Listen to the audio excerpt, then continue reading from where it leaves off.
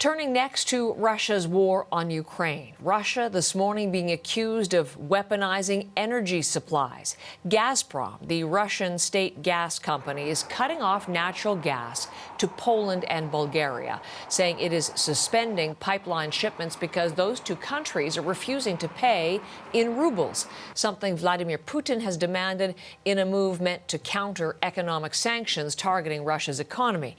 The European Union is framing the gas cut as retaliation for Poland and Bulgaria helping Ukraine. The Polish government is sending tanks to Ukraine. Poland's president says the government will take legal action. The country's energy supplier says it will manage because the country has an 80% reserve. For Bulgaria's part, its prime minister is denouncing the Russian move and says it's blackmail. The top Kremlin spokesman denies that. Ukraine's military says Russian forces are gaining ground in the battle for the Donbass.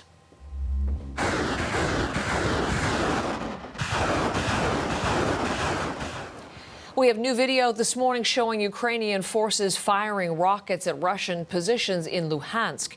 In their report this morning, Ukraine's top generals confirmed that a handful of villages and small settlements along the front have been captured by Russian forces. Those forces also appear to be increasing airstrikes in the south.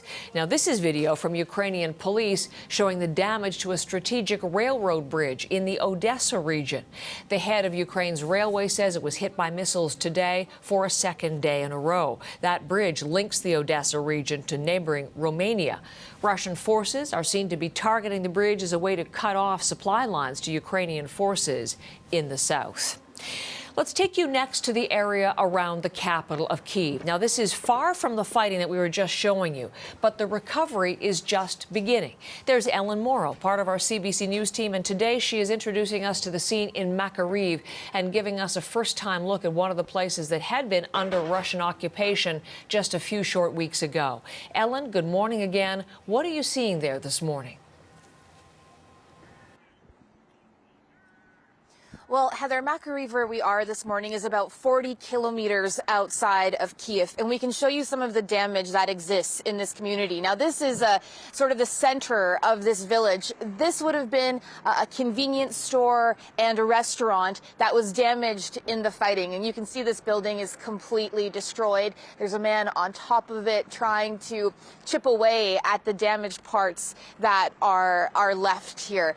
We've been in this village throughout the morning today. We've gone through residential streets here that are also completely destroyed. We've seen houses with windows blown out. We've seen apartment complexes that were hit by artillery fire as Russian troops were stationed in this city and trying to advance on the capital, Kyiv, which, as I said, is just about 40 kilometers from where we are now. We had Ukrainian forces who were giving us a tour of this community earlier during the day. They said that there were dozens of Russian tanks in the city. And I asked the commander of those forces, how they're feeling now, how they can rebuild, and do they worry that this could happen again? And they said they obviously have to worry, but in the meantime, they're trying to rebuild this community as much as possible, even as that fighting continues to rage in the east. But, we'll just take a look again at all this damage here. You can see that they really do have their work cut out for them. And again, this just a few weeks ago, Heather, just a little over 2 months ago, would have been, a commercial building on a central street in this small village outside of Kyiv, and now it's completely destroyed. Ellen, we are hearing, it seems every day, news stories about civilian deaths in places that were under Russian occupation. What are officials there in Makariv saying about what happened? Well, as you said, Heather, there's been so many horrors detected in the wake of the Russian pullout from these areas. We're just going to move a little bit away from this building because of that man working on top there. But here in Makariv, local officials in this broader region surrounding the village where we are now said that in the pullout of the Russian troops that there were 132 bodies here, people who had been shot that were discovered in a mass grave. life. That's the accusation, the finding from local officials here. So just another horror story, Heather, in the midst of so many horror stories.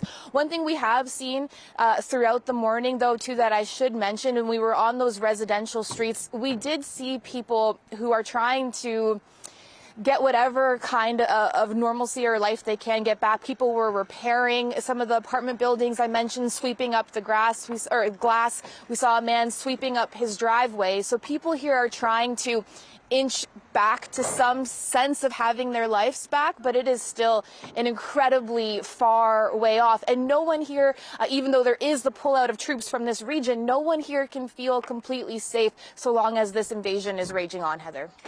Ellen, thank you very much. You be safe. That's our wish for you this morning. Thank you for the reporting from Makariv. Our Ellen Morrow is part of our CBC News team covering the war in Ukraine.